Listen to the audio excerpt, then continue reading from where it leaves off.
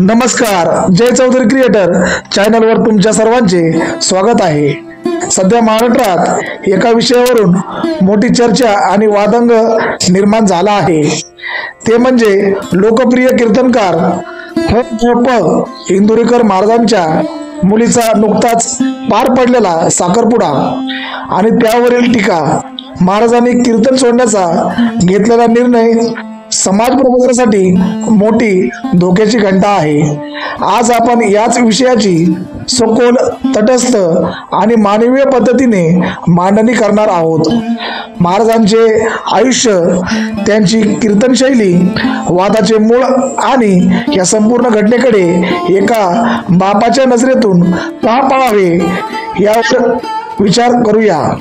या व्हिडिओत आपल्याला फक्त माहिती नाही तर एक सुंदर सामाजिक निष्कर्ष मिळणार आहे, त्यामुळे व्हिडिओ शेवटपर्यंत नक्की पहा। चला तर मग सुरुवात करूया। महाराजांच्या विषयी सविस्तर माहिती। जन्म, शिक्षण, गाव। पूर्ण नाव ह.ब.प. निवृत्ती महाराज इंदुरीकर। महाराजांच्या नावात इंदुरीकर हे त्यांच्या गावावरून आले आहे। जन्मवर्ष अंदाजे 1971 ते 1972। जन्मगाव इंदोरी, तालुका संगमनेर, जिल्हा अहमदनगर, महाराष्ट्र। सध्याचे निवासस्थान निळवंडे, तालुका संगमनेर। शिक्षण, प्राथमिक शिक्षण गावातच झाले। वारकरी शिक्षण, वारकरी संप्रदायाचे शिक्षण त्यांनी श्री क्षेत्र देहू आणि आळंदी येथे घेतले। त्यांनी कीर्तन, प्रवचन, भागवत, ज्ञानेश्वरी आणि इतर धार्मिक ग्रंथाचे सखोल अध्ययन केले। आतापर्यंत कीर्तन संख्या याची नेमकी अधिकृत आकडेवारी उपलब्ध नाही, परंतु गेले अनेक वर्षे ते दररोज किमान एक कीर्तन करतात। त्यांची कीर्तन संख्या हजारोच्या घरात आहे। कीर्तनातील प्रमुख विषय आणि शैली। प्रमुख विषय, त्यांचे कीर्तन सामाजिक विषयावर अधिक केंद्रित असते। ते अंधश्रद्धा निर्मूलन, व्यसनमुक्ती, शिक्षण, स्त्री भ्रूण हत्या, हुंडा प्रथा, जातीय सलोखा आणि वर्तमान काळातील चालू घडामोडीवर यावर रोखठोक भाष्य करतात। शैली, महाराजांची कीर्तन शैली विनोदी, रोखठोक आणि उपरोधिक असते। ते ग्रामीण भाषेचा वापर करून श्रोत्यांशी थेट संवाद साधतात। त्यांच्या कीर्तनात समाज प्रबोधन आणि विनोद याचा सुरेख संगम असतो, ज्यामुळे ते सर्व स्तरातील लोकांशी जोडले जातात। चर्चित असलेले कीर्तन। सध्याच्या घटनेसंदर्भात महाराजांनी लग्न साधेपणाने असावा, हाऊस मौजेवर जास्त खर्च करू नये असे अनेक वेळा आपल्या कीर्तनातून सांगितले आहे। सध्या त्यांच्या मुलीच्या साखरपुड्यामुळे टीकेचा सामना करावा लागणाऱ्या घटनेमुळे त्यांचे हे पूर्वश्रमाचे वक्तव्य अधिक चर्चेत आले आहे। हे विशिष्ट कीर्तन कुठल्या ठिकाणी झाले याची नेमकी माहिती देणे कठीण आहे, कारण त्यांनी हे विषय अनेक कीर्तनात हाताळलेले आहेत। साखरपुड्याविषयी आणि कुटुंबाविषयी माहिती। साखरपुड्याविषयी माहिती। कार्यक्रम, महाराजांच्या मुलीचा कुमारी ज्ञानेश्वरी ताई साखरपुडा नोव्हेंबर 2025 मध्ये संगमनेर तालुक्यातील निळवंडे येथे नुकताच पार पडला। चर्चेचे कारण, हा सोहळा अत्यंत थाटामाटात भव्य दिव्य पद्धतीने पार पडला। महाराजांनी स्वतः कीर्तनातून साधेपणाचा उपदेश केला असताना त्यांच्या मुलीच्या कार्यक्रमातील हा खर्च आणि सोहळ्याचे स्वरूप यामुळे त्यांना टीकेचा सामना करावा लागला। नवरी ज्ञानेश्वरीताई इंदुरीकर आणि नवरदेव विकी यांची माहिती। नवरी ज्ञानेश्वरीताई याचे शिक्षण झाले असून त्या महाराजांच्या समाज प्रबोधनाच्या कार्यक्रमामध्येही सक्रिय आहेत. नवरदेव विकी. नवरदेवाचे नाव विकी असून ते शेती आणि व्यावसायिक क्षेत्रात कार्यरत आहेत. नवरदेवाकडील कुटुंबीयही सामाजिक आणि प्रतिष्ठित पार्श्वभूमीचे आहेत. याबद्दल अधिक तपशीलवार आणि खात्रीशीर माहिती देणे गोपनीयतेच्या कारणास्तव शक्य नाही. बाप आणि वक्ता, दोन भूमिका आणि सामाजिक अपेक्षा. उपदेश विशिष्ट लोकांसाठी.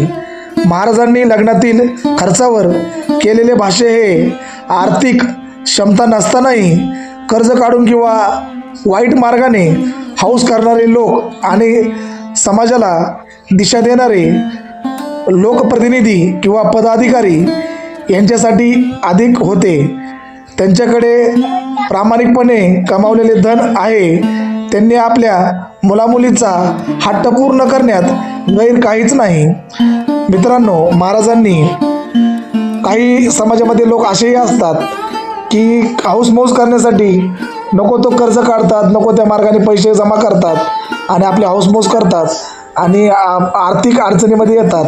अशा लोकांसाठी त्यांनी हा उपदेश केलेला होता. आज मला सांगा, महाराजांकडे त्यांच्याकडे आर्थिकदृष्ट्या ते सक्षम आहेत किंवा बऱ्याचशा पद्धतीने ते सक्षम आहेत. त्यांनी हौसमौस करणे हे कुठेच गैर नाही आहे आणि त्यांनी एक विशिष्ट वर्गाला उद्देशून त्यांनी हे मार्गदर्शन केलं होतं, समाज प्रबोधन केलं होतं की आपण नको त्या मार्गाला पडू नये. आपल्याजवळ जे आहे त्यात समाधानी राहून आपण आपली हौसमौस केली पाहिजे, जेणेकरून चालू खर्चही आपल्याला भागवता आला पाहिजे आणि येता खर्चही आपल्याला भागवता आला पाहिजे. कर्जाच्या भानगडीत पडून आपलं आयुष्य आपण बर्बाद केलं नाही पाहिजे, या उद्देशाने त्यांनी हे वक्तव्य केलं होतं. आणि एक बाप म्हणून आपल्या मुलीचा हट्ट पूर्ण करणे किंवा एक कुटुंबाचा प्रमुख म्हणून आपल्या कुटुंबाचे सुखदुःख किंवा त्याच्यामध्ये खर्च करणे किंवा त्यांच्या हौसमौस पूर्ण करणे यामध्ये काही एक गैर नाही आहे. एक बाप आपल्या मुलीसाठी कुठल्याही टोकाच्या भूमिकेपर्यंत जाऊ शकतो, कुठलाही निर्णय घेऊ शकतो.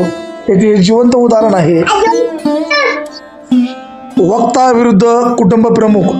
कीर्तनकार म्हणून ते समाजाला उपदेश करतात, परंतु घरी ते केवळ आपल्या मुलीवर प्रेम करणारे वडील आहेत. प्रत्येक बापाला आपल्या मुलीचे स्वप्न पूर्ण करण्याची इच्छा असते आणि त्या भावनेतून त्यांनी हा निर्णय घेतला असावा. बाप कोणत्याही थराला जाऊ शकतो, हे तुमचे मत अत्यंत महत्त्वाचे आहे. मित्रांनो, हे आमचे मत स्वतः वैयक्तिक मत आहे. एका मुलीचा बाप हा कुठल्याही थराला जाऊ शकतो. त्या आपल्या मुलाबाळांच्या आनंदासाठी हे एका बापालाच कळू शकतं. मानवी स्वभावातली क्षमा. माणूस हा चुकीचा पुतळा आहे. महाराजांनी स्वतःहून आपल्या वक्तव्याबद्दल दिलगिरी व्यक्त केली आहे आणि माफी मागितली आहे. हे त्यांचे मोठे मन दर्शवते. समाजाला त्यांनी दिलेल्या अमूल्य प्रबोधनापुढे हे एक वैयक्तिक चूक क्षम्य असावी. समाज प्रबोधनाचे नुकसान. महाराजांसारखा रोखठोक, विनोदी आणि परिणामकारक कीर्तनकार जर अशा टीकेमुळे कीर्तन सोडून समाजातून बाजूला झाला तर ते समाजाचे मोठे नुकसान ठरेल. त्यांचा प्रबोधनाचा वारसा पुढे चालू राहणे हेच समाजाच्या हिताचे आहे. इंदुरीकर महाराजांच्या या संपूर्ण प्रकरणातून एकच निष्कर्ष निघतो. कीर्तनकार म्हणून त्यांनी केलेले उपदेश समाजासाठी पथदर्शक आहेत आणि एक वडील म्हणून त्यांनी आपल्या मुलीचा हट्ट पुरवला. हेच त्यांचे वैयक्तिक सुख आहे. त्यांच्याकडून झालेली चूक आणि मोठ्या मनाने स्वीकारलेली आहे. आता समाजाची जबाबदारी आहे की त्यांच्या एका चुकीसाठी त्यांना शिक्षा न करता त्यांनी समाजाला दिलेल्या अमूल्य योगदानाचे स्मरण ठेवून त्यांना पुन्हा प्रबोधनाच्या प्रमुख प्रवाहात आणणे. वक्ता आणि व्यक्ती यातील फरक समजून घ्या. टीका करण्यापूर्वी स्वतःच्या जीवनात डोकावून पहा. आपण समाजातील प्रत्येकाने हे समजून घेतले पाहिजे की प्रत्येक व्यक्तीच्या आयुष्यात दोन भूमिका असतात, एक सामाजिक आणि दुसरी वैयक्तिक. कोणत्याही व्यक्तीच्या सार्वजनिक भूमिकेतील उपदेशाची तुलना त्याच्या वैयक्तिक आयुष्यातील निर्णयाशी करू नये किंवा करून तिच्या संपूर्ण कार्यावर पाणी सोडणे योग्य नाही. आपण फक्त इंदोरीकर महाराजांना नव्हे तर प्रत्येक सामाजिक व्यक्तीला या दोन भूमिकेच्या तराजूत तोलले पाहिजे. एका चुकीसाठी संपूर्ण त्याग करण्याची वेळ जर व्यक्तीवर येत असेल तर भविष्यात कोणीही रोखठोक बोलण्याचे धाडस करणार नाही.